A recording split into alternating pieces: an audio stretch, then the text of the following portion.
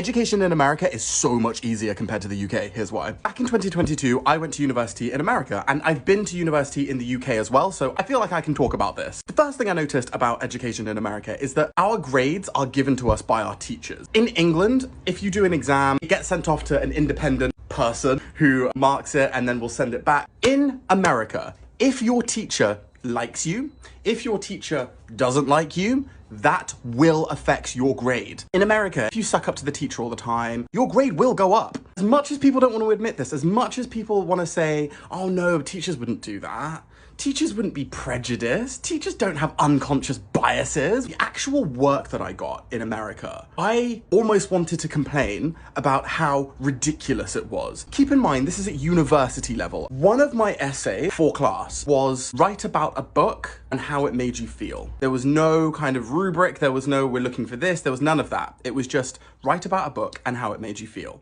I spent a long time writing my essay. When we'd handed in all our exams and everything like that, and she'd marked them, she came back into class and she said, guys, everyone got an A.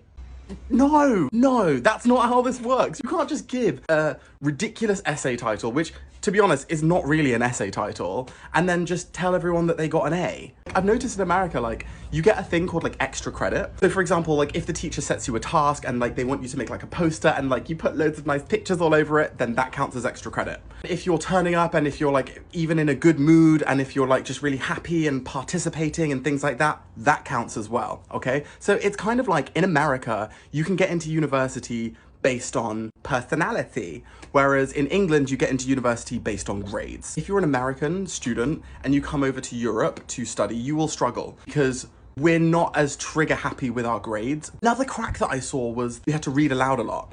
And these people that were reading aloud with like 18 to 21 to 25 years old, they were really struggling to read. Not in like a little bit, like a lot. Like they pick up a piece of paper and they kind of be doing it with their hands and they couldn't pronounce a lot of words.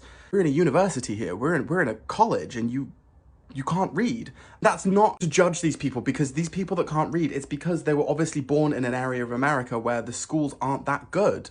And that is disgraceful. Just because you're from a lower socioeconomic background, I think it's absolutely vile. And it was really sad as well. British education isn't perfect. Of course it's not perfect, but it's a damn sight better than whatever the hell that was.